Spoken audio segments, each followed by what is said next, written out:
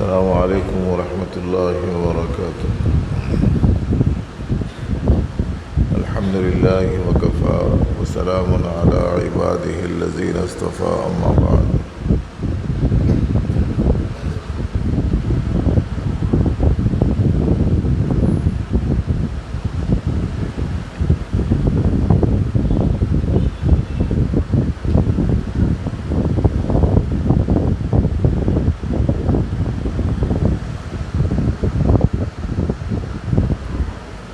أعوذ بالله من الشيطان الرجيم. بسم الله الرحمن الرحيم.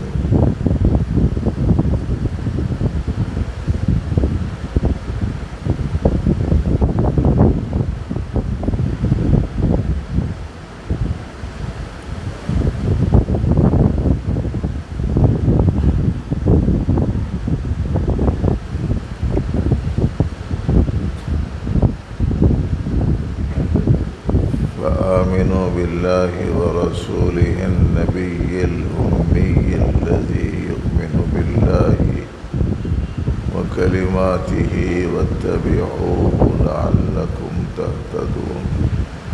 صدق الله العظيم.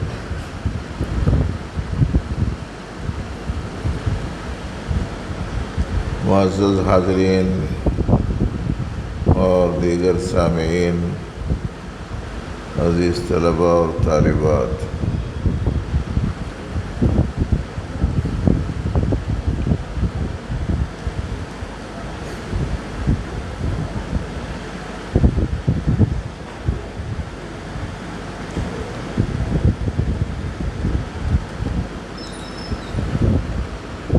جب تک کوئی آدمی نبی کریم صلی اللہ علیہ وآلہ وسلم کے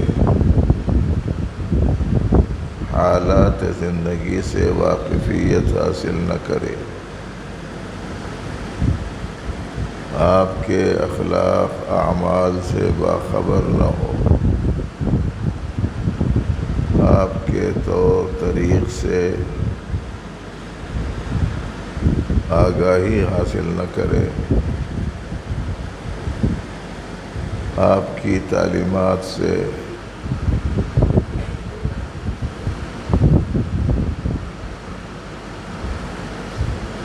بے خبر رہے، کوئی سا بھی آدمی ایسی حالت میں کبھی کامیابی سے ہمکنار نہیں ہو سکتا۔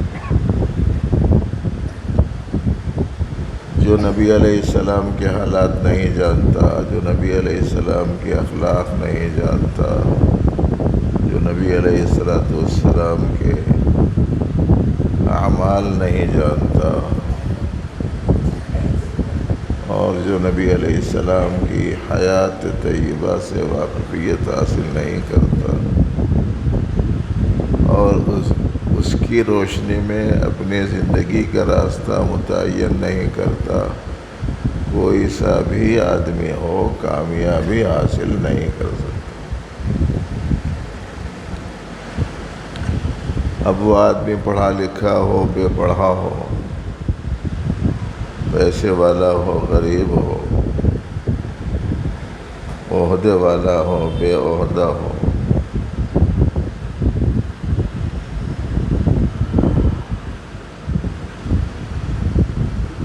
ملازم ہو، تاجر ہو، باروزگار ہو، بے روزگار ہو، مرد ہو، عورت ہو، جب تک کہ نبی علیہ السلام سے واقفیت حاصل نہ کرے، کوئی بھی کامیاب نہیں ہو سکتا، کوئی بھی سرخروئی حاصل نہیں کر سکتا، کسی کی بھی زندگی کہلائے جانے کے لائق نہیں ہو سکتی، اور ہم سب کے پیدا کرنے والے پالنہار پروردگار کی خوشنودی اسے نہیں مل سکتی، جو نبی علیہ السلام کی سیرت سے، حالات زندگی سے، اسوہ حسنہ سے، اخلاق مبارکہ سے، اعمال صالحہ سے، عقائد حقہ سے، معاشرت پاکیزہ سے،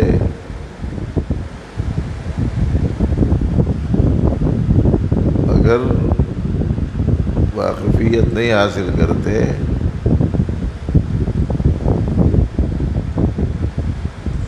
تو پھر زندگی بیکار ہے، سمجھیے آپ۔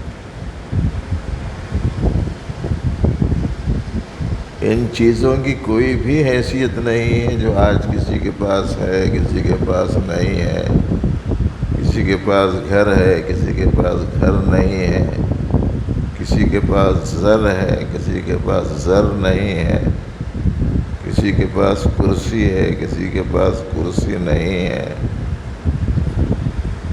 کسی کے پاس خوشحالی ہے، کسی کے پاس تنگی ہے۔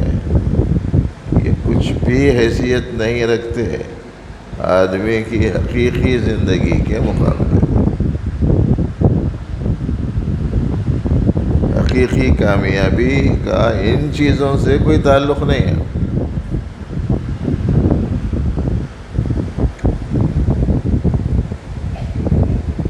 اس لیے کہ بہت لوگوں کے پاس پیسہ تھا، کامیاب نہیں ہوئے۔ بہت لوگوں کے پاس عہدہ تھا، سرخرو نہیں ہوئے۔ بہت لوگوں کے پاس حکومت تھی، کامیاب نہیں ہوئے۔ بہت لوگوں کے پاس عالی شان محل تھے، سرخروئی نہیں ملی۔ کپڑے شاندار تھے، کھانا ذائقے دار تھا،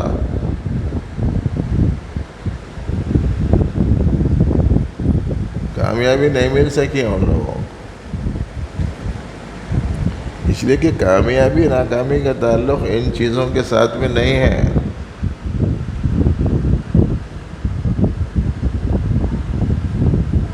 آج جس چیز کی طرف لوگ متوجہ ہیں وہ چیزوں کے بارے میں سنا رہا ہوں۔ ہر آدمی یہ سمجھنے لگ گیا ہے کہ دنیاوی ساز و سامان جس کے پاس جتنا زیادہ ہے اس کی زندگی اتنی اچھی ہے، ایسا سمجھ رہے ہیں لوگ۔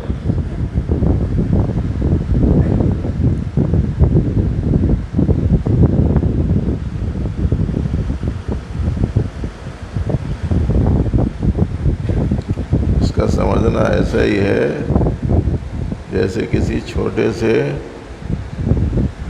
گڑھے میں کوئی مینڈک ہو، اب اس کا گھومنا پھرنا پورا اس کے اندر ہی رہتا نا، سے باہر نہیں نکلتا۔ وہ سمجھتا ہے دنیا جتنی بھی ہے بس اتنی ہے، وہ ایسا سمجھتا ہے۔ جیسے اس کا ایسا سمجھنا غلط ہے، ایسے ہی لوگوں کا یہ سمجھنا کہ دنیاوی چیزیں جس کے پاس جتنی زیادہ ہیں بس یہی کامیابی ہے، یہی سرخروئی ہے، یہ غلط فہمی ہے۔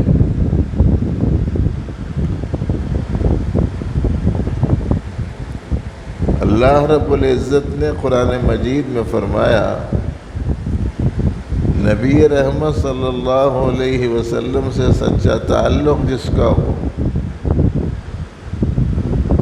نبی رحمت صلی اللہ علیہ وسلم کی واقعی عظمت جس میں ہو، نبی علیہ السلام پر اعتقاد اور یقین و ایمان جس کا جتنا زیادہ ہو، اور نبی علیہ السلام کی لائی ہوئی ہدایات پر جس کا عمل ہو، وہی کامیاب ہوگا۔ یہ ہے قرآن شریف۔ ارشاد ربانی ہے، فَالَّذِينَ آمَنُوا بِهِ وَعَزَّرُوهُ وَنَصَرُوهُ وَاتَّبَعُوا النُّورَ الَّذِي أُنزِلَ مَعَهُ أُولَئِكَ هُمُ الْمُفْلِحُونَ۔ یہاں بعض مولوی لوگ موجود ہیں، پہلے اللہ جل شانہ نے بیان فرما دیا فالذین آمنوا بہ وعزروہ ونصروہ واتبعوا النور الذی انزل معہ، اس کے بعد انہی کی طرف اشارہ کرتے فرمایا اولئک، اس کے بعد پھر فرمایا ہم، اس کے بعد فرمایا المفلحون۔ یہ سارے کی ساری تاکیدات بتلاتی ہیں کہ کامیاب یہی لوگ ہوں گے، یہ بھی لوگ ہوں گے نہیں، یہی لوگ ہوں گے بس۔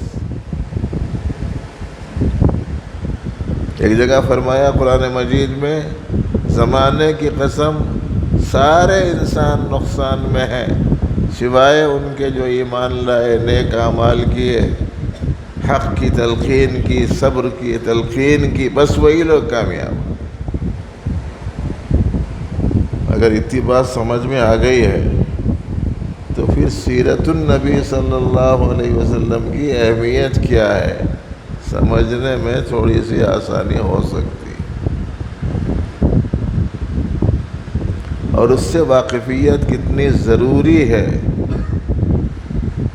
اس کے بارے میں تھوڑا سا احساس بیدار ہو سکتا ہے۔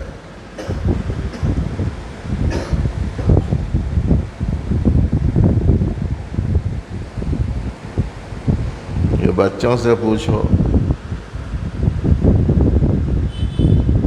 کرکٹ ٹیم میں کتنے پلیئر رہتے بتا دیتے، فٹ بال ٹیم میں کتنے پلیئر رہتے وہ بتا دیتے، والی بال میں کتنے پلیئر رہتے وہ بتا دیتے،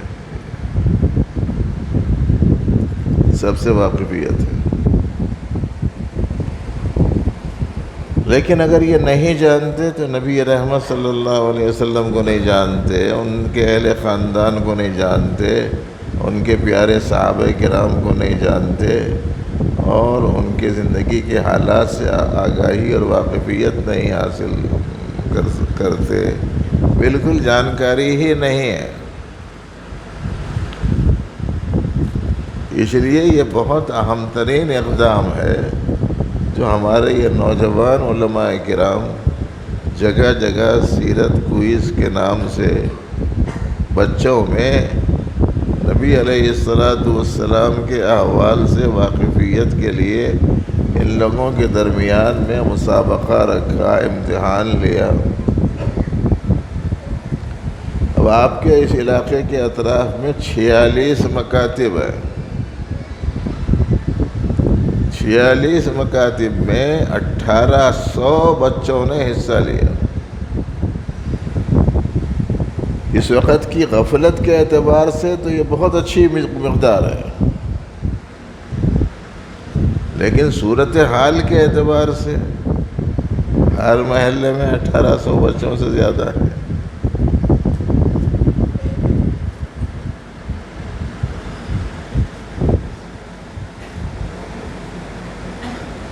بڑی خوشی کی بات ہے کہ پھر بھی اتنی مقدار میں ان طلباء کرام نے حصہ لیا، طالبات نے حصہ لیا، اور آج ان کو انعامات سے بھی نوازا جائیں گا۔ تو پہلے اہمیت سمجھ میں آ جائے، آدمی سب کچھ نہ جانے لیکن اللہ رسول کو جان لے، انشاءاللہ کام بن جائے گا۔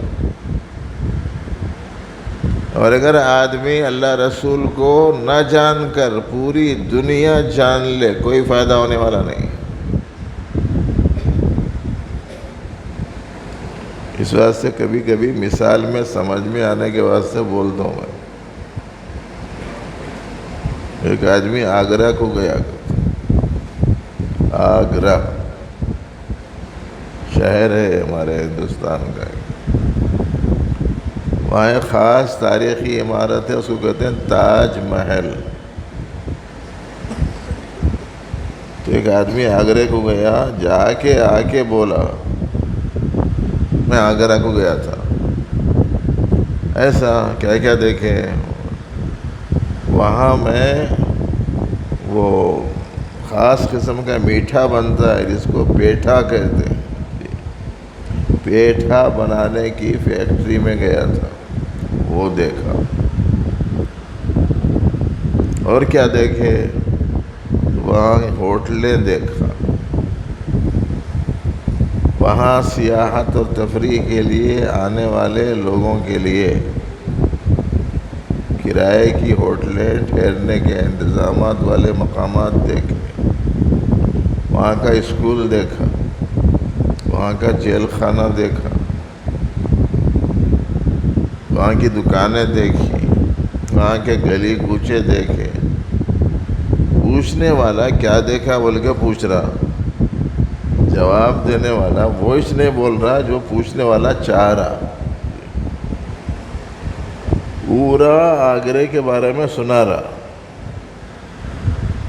وہی جواب نہیں دے رہا ہے جو پوچھنے والا چاہ رہا تھا۔ بیزار ہو کے اس نے پوچھا کہ ارے بھائی وہاں تاج محل دیکھا کہ نہیں دیکھا؟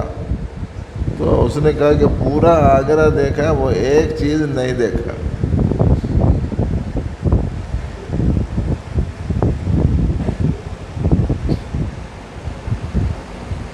سمجھدار آدمی ہے نا، اتنی دور سے وہاں گیا، ہوٹلیں دیکھنے گیا، سڑکیں دیکھنے گیا، دکانہ مکانہ دیکھنے گیا،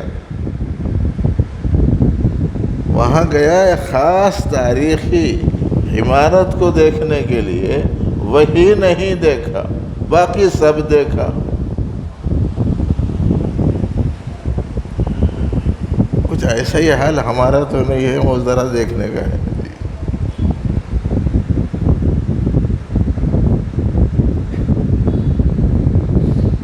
سعودیہ دیکھے، دبئی دیکھے، متحدہ عرب امارات دیکھے، لندن دیکھے، پیرس دیکھے، امریکہ دیکھ لیے، کینیڈا دیکھ لیے، اطراف و کناف کے شہر دیکھ لیے ہندوستان بھر کے، انگریزی پڑھ لیے، اردو پڑھ لیے، تیلگو پڑھ لیے، تجارت سیکھ لی، ملازمت سیکھ لی، سب کچھ سیکھا۔ کیا نہیں سیکھا؟ قرآن و سیرت نہیں سیکھا۔ تو جس واسطے آئے تھے، جیسے وہ جس واسطے گیا تھا وہ نہیں دیکھا، ہم یہاں جس واسطے آئے تھے ہم نے وہی نہیں سیکھا۔ ہم نہیں جانتے قرآن میں کیا ہے، ہم نہیں جانتے حدیث میں کیا ہے، ہم نہیں جانتے نبی علیہ السلام کی سیرت کو۔ بچوں سے پوچھو سنچریاں کون کون بنائے، بولتے ہیں انہیں بنایا، انہیں بنایا، انہیں اس کا ریکارڈ توڑا، انہیں اس کا ریکارڈ توڑا۔ نہیں جانتے تو نبی علیہ السلام کو نہیں جانتے، حضرت صحابہ کرام رضی اللہ عنہم اجمعین کو نہیں جانتے، ان کی مبارک زندگیوں کو نہیں جانتے، ان کے تاریخی کارناموں کو نہیں جانتے۔ انہوں نے اس قدر عظیم الشان انقلاب اور تبدیلی دنیا میں، عالم میں کیسے لائی، اس کے پیچھے ان کی محنتیں کیسی تھیں، ہم اس سے واقف نہیں ہیں۔ یہ کس قدر افسوسناک مقام ہے۔ اس لیے اس کا شعور بیدار کرنے کے واسطے بچوں کے لیے سیرت کوئز رکھتے اور ان کے اجتماع میں بڑوں کو بھی بلاتے تاکہ ان کا بھی ذہن ادھر منتقل ہو۔ اب ظاہر ہے کہ بڑے حضرات سے تو ادب کی وجہ سے ذرا آپ بتائیے جی، اسود انسی جو جھوٹا نبی ہونے کا دعویٰ کیا تھا، جو پکا جھوٹا تھا، اس کو قتل کرنے والے کون تھے بولے تو نہ اسود انسی کو جانتے ہیں، نہ اسے ہلاک کرنے والے صحابی کو جانتے ہیں۔ مسیلمہ کذاب کون تھا اور اس کو ہلاک کرنے والے صحابی کون تھے، لوگ نہیں جانتے۔ اس لیے یہ جو محنتیں ہمارے یہ نوجوان علماء کر رہے ہیں، بہت قدر کی نگاہ سے دیکھو اور بولو کہ صاحب ایسا نظام تو ہر محلے میں، ہر بستی میں، ہر مسجد میں اس درجے ہونا چاہیے کہ ہماری 100% نئی نسل قرآن سے، سنت سے، سیرت سے، اسلامی تاریخ سے واقفیت حاصل کر لیں۔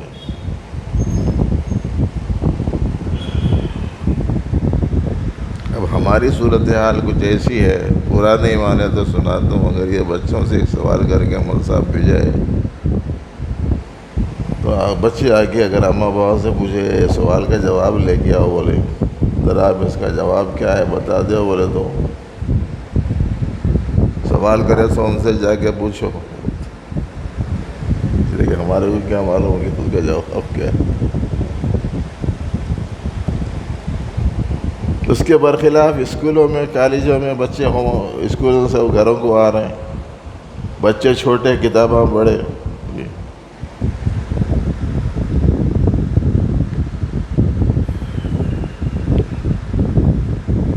موٹی موٹی کاپیاں، موٹے موٹے کتاباں، ہوم ورک کر کے لانا ہے، ایک ایک صفحہ، دو دو صفحے۔ اب وہ بچے کو کہ غصے میں آئیں گے مدرسے والے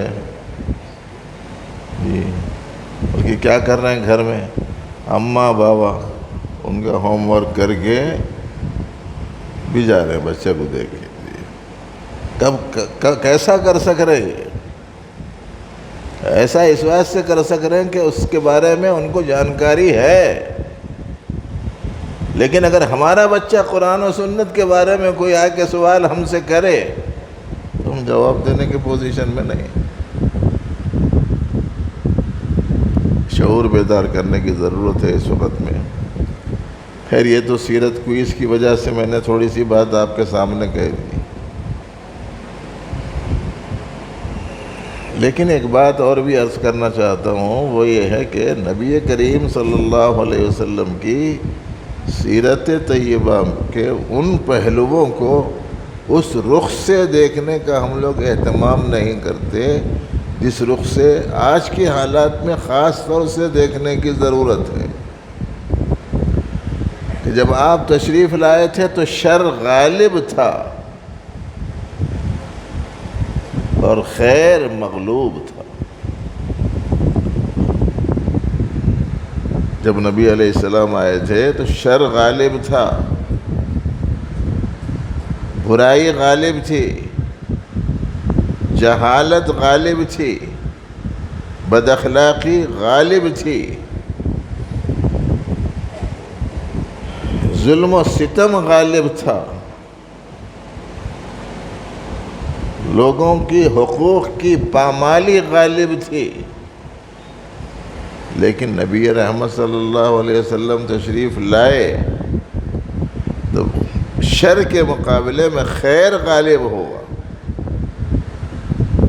باطل کے مقابلے میں حق غالب ہوا، ظلم کے مقابلے میں انصاف غالب ہوا، بد اخلاقی کے مقابلے میں اچھے اخلاق غالب ہوئے، برے اعمال کے مقابلے میں اچھے اعمال غالب ہوئے۔ اور اس طریقے سے پہلے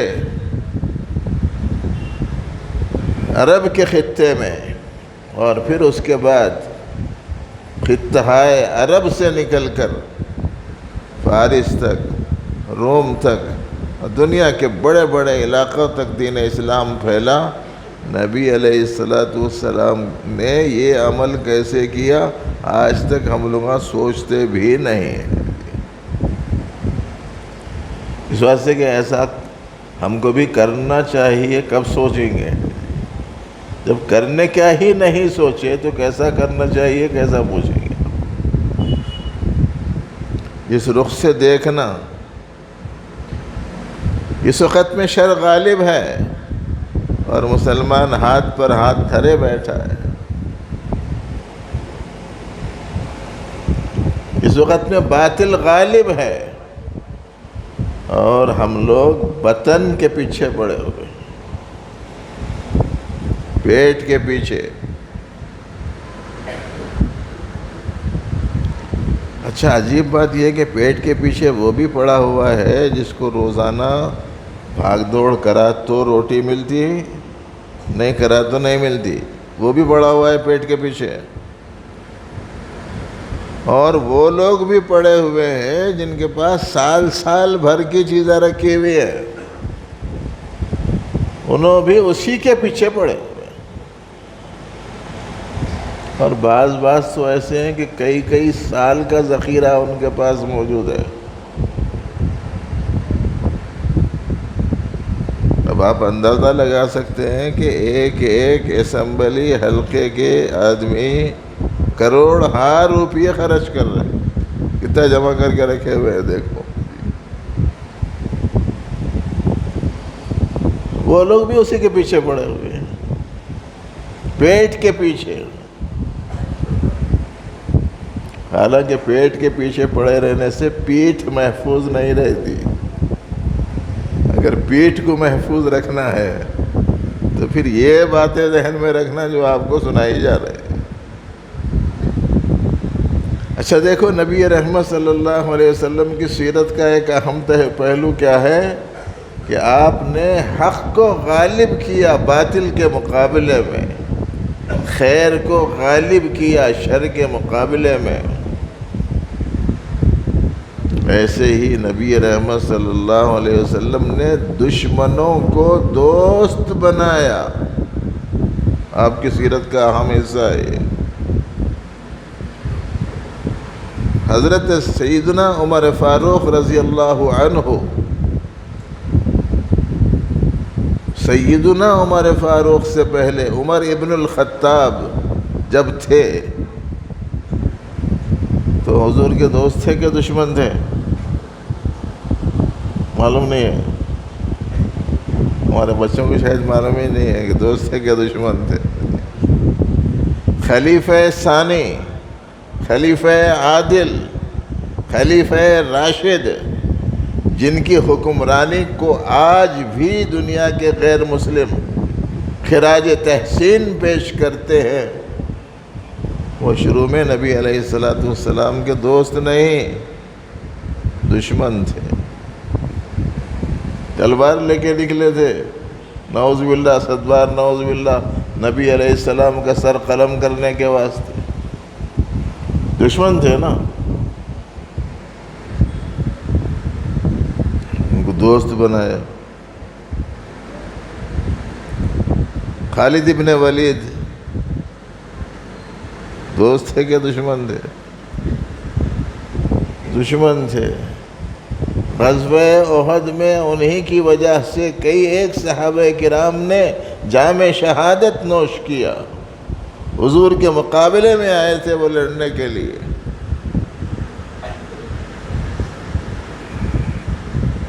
لیکن نبی علیہ السلام نے پھر ان کو اپنے سے قریب کیا، اور دو چیزوں نے انہیں بے حد متاثر کیا۔ ایک قرآن مجید نے، اور دوسرے نبی رحمت صلی اللہ علیہ وسلم کا ان کے حق میں خیر خواہی کا جذبہ۔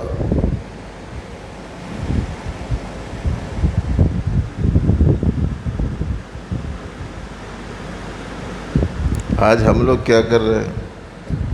دشمن کو دوست بنانے کا تو سوچتے ہی نہیں ہے۔ جو دوست ہیں، اپنے ہیں، قریبی ہیں، کتنوں ہی کو اپنا دشمن بنا لے رہے ہیں، کتنوں ہی کو اپنے سے دور کر دے رہے ہیں۔ رشتہ دار آپس میں جاتے آتے رستے میں دکھے بھی تو منہ موڑ لے رہے ہیں بول کے سنا ہوا۔ انہیں سامنے دکھا تو انہیں منہ پھیر لیتا، یہ سامنے دکھا تو انہیں منہ پھیر لیتا۔ کون ہے؟ مسلمان ہے، رشتہ دار ہے، لیکن ہم لوگ تو اپنوں کو بھی پرایا بنا رہے ہیں۔ وہاں نبی علیہ السلام نے پرایوں کو اپنا بنایا تھا۔ سیرت تھی نا، یہ سیرت ہے حضور کی۔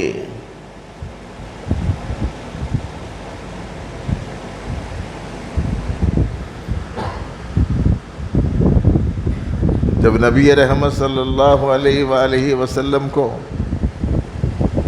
یہ بات معلوم ہوئی کہ کچھ صحابہ جنہوں نے ایمان قبول کر لیا تھا، مشرکین مکہ انہیں ستا رہے ہیں، سرداران قریش ان کو تکلیفیں دے رہے ہیں اور ان کا جینا دوبھر کر رہے ہیں، ان کا کھانا پینا بند کر رہے ہیں، انہیں زد و کوب کر رہے ہیں، مار پیٹ کر رہے ہیں، تو نبی علیہ السلام نے ان کو مشورہ دیا، فلانی جگہ ایک عادل حکمراں رہتا ہے، تم لوگ سب وہاں چلے جاؤ۔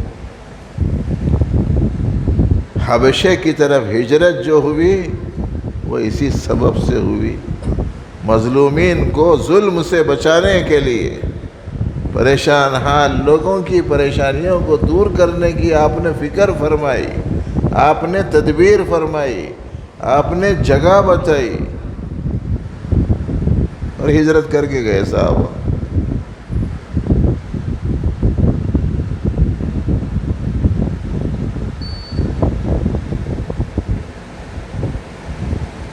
اچھا، جب یہاں رہ جانے والے لوگوں کا مسئلہ آیا کہ کچھ گئے تھے، زیادہ رہ گئے تھے، پھر ان کے اوپر بھی یہی مشقتیں تھیں، پھر نبی رحمت صلی اللہ علیہ وسلم نے ان سب کو مدینہ جانے کا مشورہ دے دیا۔ اب یہ سب مل کے پھر مدینہ کی طرف انہوں نے ہجرت کی۔ اسی لیے مدینہ منورہ کا ایک نام دار الہجرت بھی ہے۔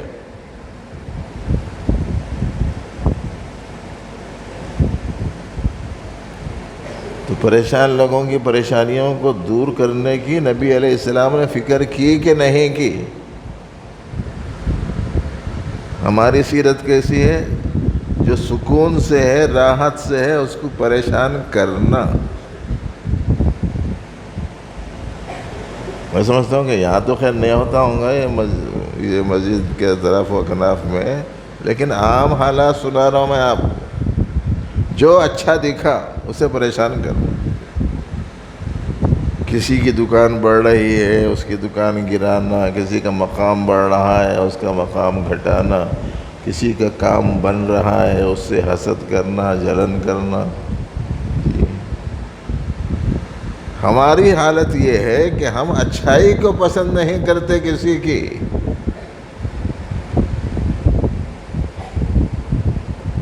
تو اس سیرت میں اس سیرت میں زمین و آسمان کا فرق ہو گیا نا۔ مدینہ منورہ ہجرت کی حضرات صحابہ کرام نے، اور جب مدینہ پہنچ گئے تو خود اخیر وقت میں نبی رحمت صلی اللہ علیہ وسلم اور حضرت ابوبکر صدیق رضی اللہ تعالیٰ عنہ نے بھی ہجرت کر لی۔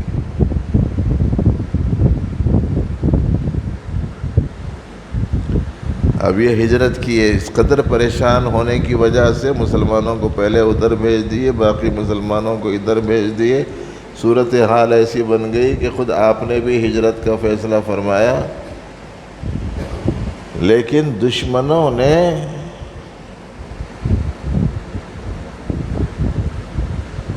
پیچھا نہیں چھوڑا ہجرت کرنے کے باوجود۔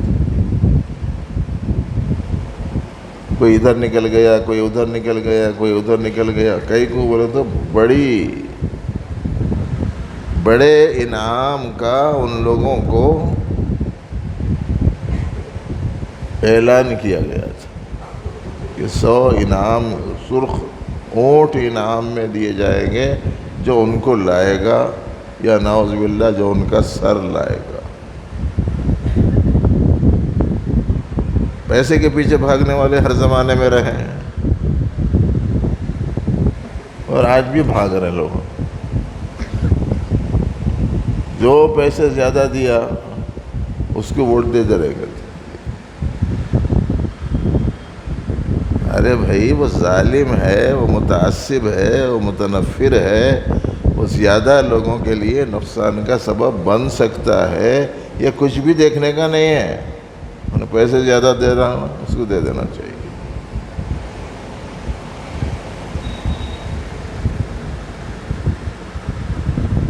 ایک بڑی ذمہ داری ہے اس وقت میں امت مسلمہ کی، جہاں تک ہو سکتا ہے اچھے آدمی کو منتخب کرو۔ آپ بولیں گے کہ صاحب وہ لائن میں اچھا کون رہتا؟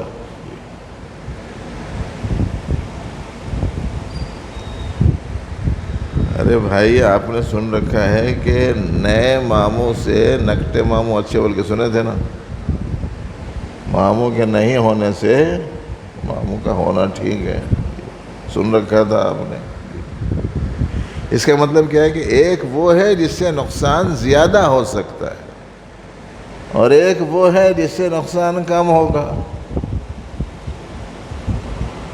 تو کم از کم اس کو منتخب کر لینا چاہیے جس سے نقصان کم ہو. اتنا کم تو کر سکتے ہیں نا. نہیں، اگر پیسے مل گئے تو زیادہ نقصان دینے والے کو دے دے رہے. یعنی کس قدر یہ قوم گر گئی، اس کی بے حیثیتی اس درجے واضح فرمائی تھی نبی رحمت صلی اللہ علیہ وسلم نے کہ دنیا بھر کی پیشکش بھی کر دی جائے تو کوئی دین چھوڑنے کو تیار نہیں ہوتا تھا. اور یہ بھی نبی علیہ السلام کی سیرت طیبہ کا حصہ ہے کہ ان کے سامنے دولت پیش کی گئی تھی، ان کے سامنے عہدہ پیش کیا گیا تھا، ان کے سامنے عورت پیش کی گئی تھی، لیکن نبی علیہ السلام نے ان سب کو ٹھکرایا اور فرمایا کہ نہیں، میں اس کام کو نہیں چھوڑ سکتا جو کام اللہ نے میرے ذمے کیا. میں اس دعوت کو نہیں چھوڑ سکتا جس دعوت میری ذمہ داریوں میں سے ہے، اور اس دین کو اور اس کے پیغام کو نہیں چھوڑ سکتا جو حق ہے، سچا ہے، کسی صورت میں نہیں چھوڑ سکتا. اس امت کو ابتدائی اسلام ہی میں یہ سبق دے دیا گیا تھا، لیکن یہ امت چونکہ سیرت نہیں جانتی تو اس واسطے وہ کیا کرنا چاہیے کیا نہیں کرنا چاہیے اسے سمجھ میں نہیں آ رہا بیچارے. کوئی پیسہ مل گیا تو دین چھوڑ دے رہا، کوئی عہدہ مل گیا تو دین چھوڑ دے رہا، کوئی عورت مل گئی تو دین چھوڑ دے رہا. بچے مرتد ہو جا رہے ہیں، کہہ کے واسطے ہو رہے ہیں، بولے تو شادی کرنے. بچیاں اسلام سے پھر جا رہی ہیں، کہہ کے واسطے، بولے تو شادی کرنے. ارے انہیں پہلے ادھر تھا ادھر کیسا گیا، بولے تو کرسی دے تو بولا اس واسطے چلے گئے. ارے انہیں پہلے رائٹ تھا نا، اب لیفٹ کیسا ہوا، بولے تو موٹا کٹا دے دیا گیا اس کو.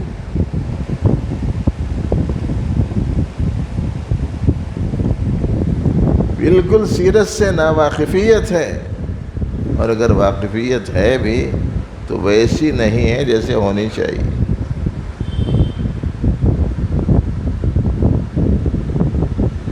اس لیے کہ خالی جان لینا تو کافی نہیں ہوتا نا.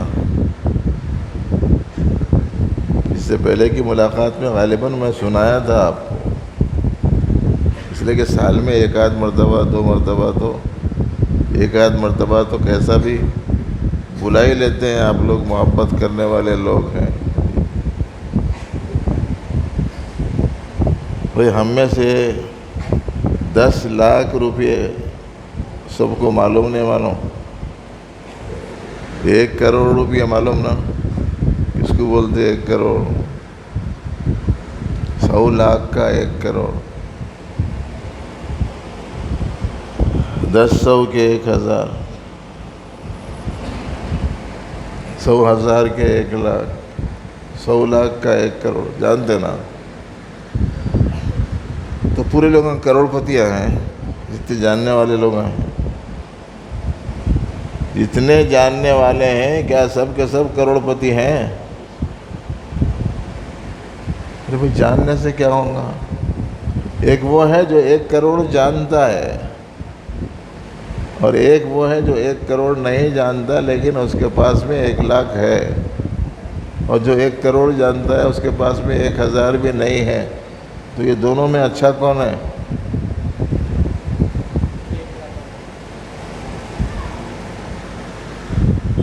اس کے پاس کچھ ہے، 10,000 روپے ہیں، 1 لاکھ روپے ہیں، وہ اچھا ہے 1 کروڑ روپے جاننے والے کے مقابلے میں. ایسے ہی دین جاننے والے بھی 2 قسم کے ہیں.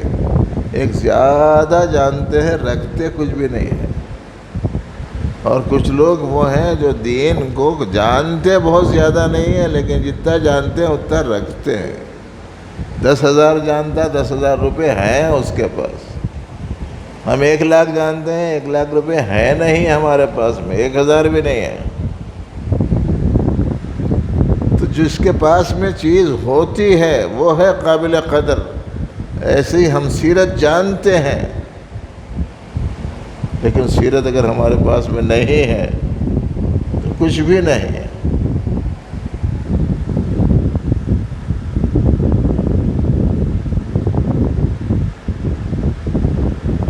پیارے نبی علیہ السلام کی سیرت کا یہ پہلو کہ آپ نے حق کو غالب کیا باطل پر، انصاف کو غالب کیا ظلم پر، بد اخلاقی کو پر حسن اخلاق کو غالب فرمایا، بد عملی کو اچھے عمل پر غالب فرمایا۔ یہ نبی علیہ السلام کی سیرت کا جہاں حصہ ہے، وہیں ایک حصہ یہ ہے کہ دین پر چلنے کی وجہ سے پریشان حال لوگوں کی مدد کرنا، ان کے ساتھ اچھا سلوک کرنا اور ان کے لیے تکلیفوں سے بچانے کی تدبیر کرنا، یہ بھی نبی علیہ السلام کی سنت ہے۔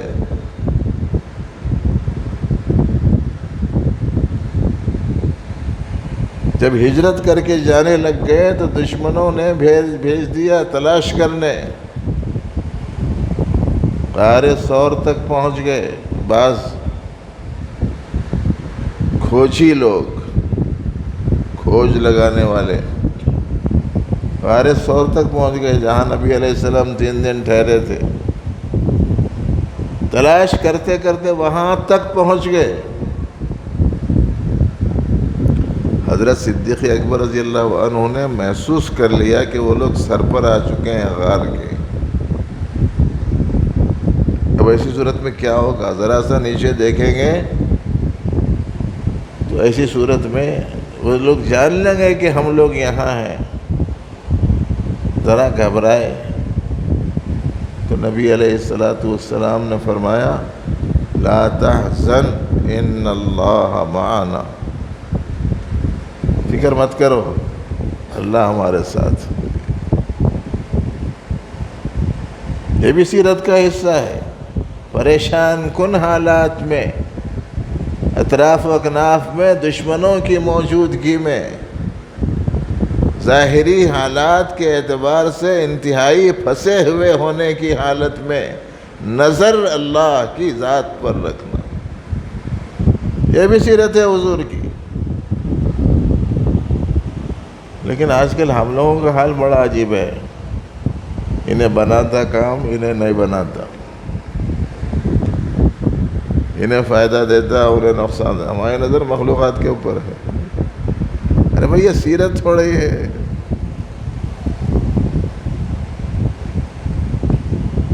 اچھا، جب پہنچ گئے مدینہ منورہ تو اب ہجرت کرنے والے لوگوں کے لیے نیا شہر، نئی جگہ، نہ مکان، نہ دکان، نہ کاروبار، نہ تعارف، کچھ نہیں۔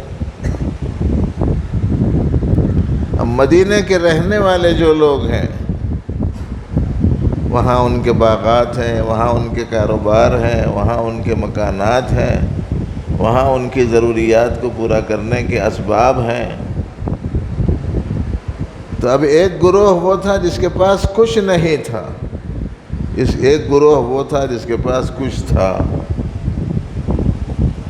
اب نبی رحمت صلی اللہ علیہ وسلم نے یہ ارشاد فرمایا، ایک انصاری ایک مہاجر کو اپنا بھائی بنا لے۔ سیرت کا حصہ ہے یہ۔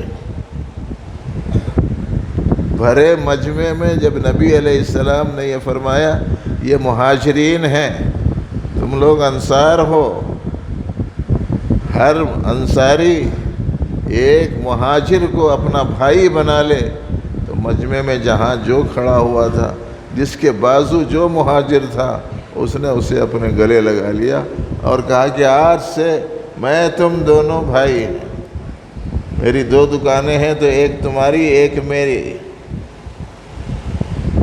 میرا جو مال ہے آدھا تمہارا آدھا میرا۔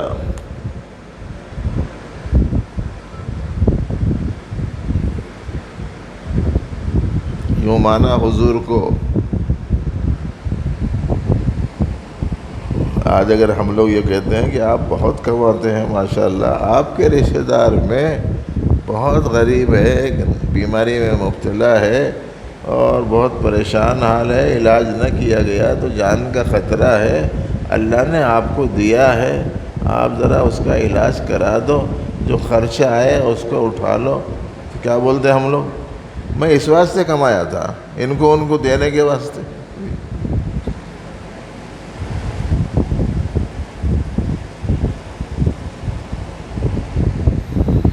یہ غریب بچہ ہے، اس کی تعلیم کا انتظام کرو، اللہ نے آپ کو بہت دیا ہے. تو کیا بولتے ہیں کہ اس واسطے دیا ہے، ان کو دینے کے واسطے. یہ غریب لڑکی ہے، اس کی شادی میں کچھ تعاون کر دو، تو بولے اس واسطے تھوڑا ہی ہے. مسجد والے چلے گئے کہ مسجد میں کام ہے، ذرا پلراں اٹھانا ہے، یا دیوار کی استر کاری کرنی ہے، یا فرش بچھانا ہے، جان نمازہ لانا ہے. بولے تو تم لوگوں کو اس کے علاوہ کوئی کام نہیں رہتا کیا؟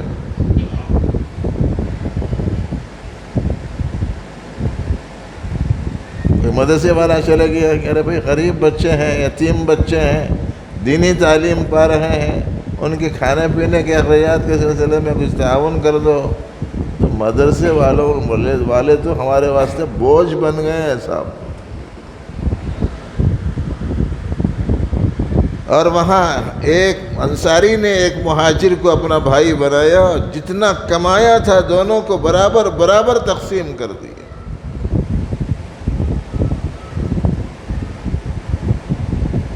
تو کیا مطلب ہے؟ ضرورت مندوں کی مدد کرنا، اور جو مدد کر سکتے ہیں ان کو اس پر آمادہ کرنا، یہ بھی نبی علیہ السلام کی سیرت کا حصہ ہے.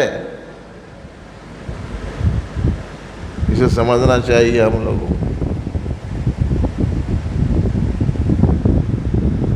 اور باقی جو مضمون میں نے شروع کر رکھا ہے یہ بہت لمبا ہے، کہ نبی علیہ السلام نے حق کو غالب کرنے کے لیے کیا کیا کیا، دشمنوں کو دوست بنانے کے لیے کیا کیا کیا، کفر کے خاتمے کے لیے کیا کیا، جہالت کو دور کرنے کے لیے کیا کیا، صحابہ کرام کی تربیت کے واسطے کیا کیا. ایک لمبا چوڑا عنوان ہے، اور ہم کو سیرت کی کتابیں پڑھنے سے معلوم ہو سکتا ہے. اس واسطے گزارش ہے ہر گھر میں پڑھو سیرت کی کتاب تھوڑی تھوڑی روزانہ. اور چونکہ بچے چھوٹے ہوتے ہیں تو چھوٹے بچوں کو ان کے حساب سے 100 صفحات پر مشتمل چھوٹے چھوٹے سوالات اور جوابات کی مرتب کر کے ہمارے یہ علماء کرام نے ان کے درمیان میں معلوماتی مسابقہ رکھا. اور ہمیں یقین ہے کہ ان بچوں میں سے کوئی سا بھی اس کتابچے سے متعلق سوال کیا جائے تو کھڑے رہ کے فوراً جواب دے دیں گا. ایسا امتحان میں لے چکا ہوں سیرت کوئز کے مقابلوں میں. لیکن اس وقت میں اس کے بجائے بس اتنا عرض کروں گا کہ آپ اس قسم کے کاموں میں دلچسپی لیجئے، اپنے بچوں کو قرآن سے سیرت سے واقف کرائیے.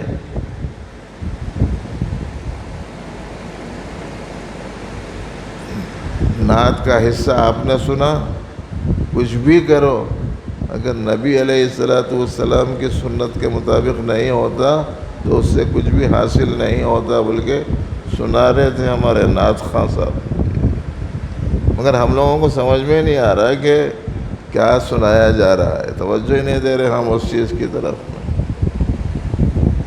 تو اس لیے بھائیوں بڑی خوش آئند ہے یہ بات کہ جگہ جگہ ہم کو سیرت کوئز کے مقابلوں کے دیکھنے کا موقع مل رہا ہے. آپ سن کے حیرت کریں گے، اسی سلسلے کے سیرت کوئز سے متعلق مقابلے میں حصہ لینے کے بعد کامیاب ہونے والے بچوں اور بچیوں کو انعام دینے کے واسطے مجھے یہاں سے کرنول بلایا گیا تھا. وہاں میں نے باقاعدہ امتحان لیا بھرے مجمع میں بچوں کا بچیوں کا. کھڑے رہ کے ٹنٹناتے ہوئے ان بچوں نے جواب دیا، فلانی تاریخ میں ہجرت ہوئی تھی، فلانا واقعہ فلانے سن میں ہوا تھا، حضور کے فلانے رشتہ دار کا نام یہ تھا. پوری 70 سوالات 100 سوالات پر مشتمل کتابچے کے بارے میں.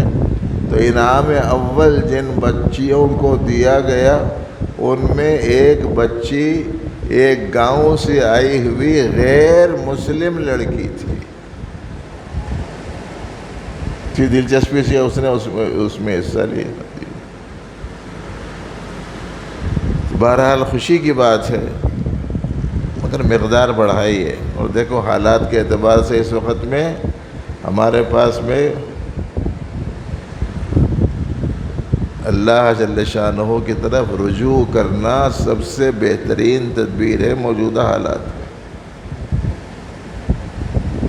ہمارے پاس کچھ نہیں ہے، ہمارے ہاتھ خالی ہیں، ہم کچھ جانتے پوچھتے نہیں ہیں. وہ صحابہ کرام تھے، ان کا عالم یہ تھا کہ جو بھی ہوتا تھا وہ ضرورت پڑنے پر گھوڑے پر سوار بھی ہو جاتا تھا، ضرورت پڑنے پر دشمن کے مقابلے میں تیر اور نیزہ لے کے کھڑے بھی ہو جاتا تھا. ہر ایک وہاں تیار رہتا تھا. اور یہاں ہم لوگوں کا کیا عالم ہے؟ ہمارے بچے کو ہماری بچی کو گھوڑے پہ بٹھائے تو ادھر سے ایک ادھر سے ایک ایسا ہاتھ پکڑ کے رکھتے، انہیں چلتے وقت میں کہیں گر جائیں گے. وہ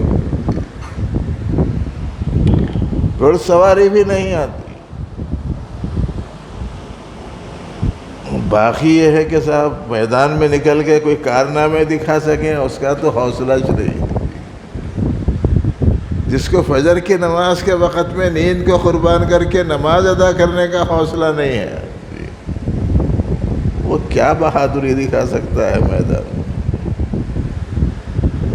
اس واسطے اس وقت میں اپنا تعلق اللہ سے مضبوط بنانا ہے، نبی رحمت صلی اللہ علیہ وسلم سے وابستگی کو مضبوط کرنا ہے، علم دین و شریعت کو بڑھانا ہے، اور اپنی نسلوں کو اس سے آراستہ کرنا ہے، اور اللہ کے منشے کے مطابق زندگی گزارتے ہوئے دعاؤں کا خوب سے خوب تر اہتمام کرنا ہے کہ ہمارے ملک میں امن و امان رہے، ظالم حکمرانوں کا خاتمہ ہو، عادل حکمران قائم ہوں، اور ہر ریاست میں خیر پھیلے، ہر باشندے کا جو حق ہے اس کو وہ حق ملے، اس کو دستوری اعتبار سے جو سہولتیں ہیں وہ حاصل ہوں. اس سلسلے میں دعاؤں کا اہتمام بھی نہیں کر رہے ہم لوگ. فلسطین میں اس وقت میں مظالم کے پہاڑ توڑے جا رہے ہیں، ہزاروں بچے شہید ہو رہے، ہزاروں عورتیں بیوہ ہو رہی، ہزاروں مرد شہید ہو رہے ہیں، ہزاروں عورتیں بچے شہید ہو رہے ہیں. مکانات کو، دکانات کو، ہاسپٹلس کو تک تباہ کیا جا رہا ہے. لیکن یہاں کے ہماری اپنی حالت کیا ہے؟ ہماری اپنی حالت یہ کہ دنیا میں کچھ ہوتا رہے، میری نظر موبائل سے نہیں ہٹنی چاہیے، کھیل تماشے سے میری نظر نہیں ہٹنی چاہیے. بس بھائی اتنی غفلت کہیں ایسا نہ ہو کہ ہم کو مکمل لے ڈوبے. ہوش میں آ جانا چاہیے ہم لوگوں کو. دعائیں کریں، اللہ سے تعلق بڑھائیں، کیا کرنا چاہیے اس کے بارے میں سوچیں. کچھ نہیں کر سکتے تو کم از کم ان کی بنائی ہوئی چیزوں کا بائیکاٹ تو کر سکتے نا. کھانا کم کھا رہے ہیں، پیپسیاں زیادہ پی رہے ہیں، کہاں کی وہاں کی بنی ہوئی ہے. ایک باٹل کے پیچھے جو پیسے ملتے اسے 2 گولیاں خرید کے مار رہے ہیں مسلمانوں، اور ہم لوگ تعاون کر رہے ہیں اس سلسلے میں. تو دعائیں کریں، مسجد اقصیٰ کی حفاظت ہو، حرمین شریفین کی حفاظت ہو، اسلامی مساجد کی حفاظت ہو، مسلمانوں کے دین کی، ایمان کی حفاظت ہو، اور ان کو جو پریشانیاں ہیں پروردگار عالم ان پریشانیوں کو دور فرمائیں، اور ان پر ظلم کرنے والے لوگوں کی طاقتوں کو ختم فرما کر یا تو ان کو توبہ کی توفیق دیں یا انہیں زیر زمین کر دیں. دعاؤں کا تو اہتمام کر سکتے ہیں نا ہم لوگ. اللہ جل شانہ مجھے آپ کو علم صحیح اور عمل صالح کی توفیق عطا فرمائے۔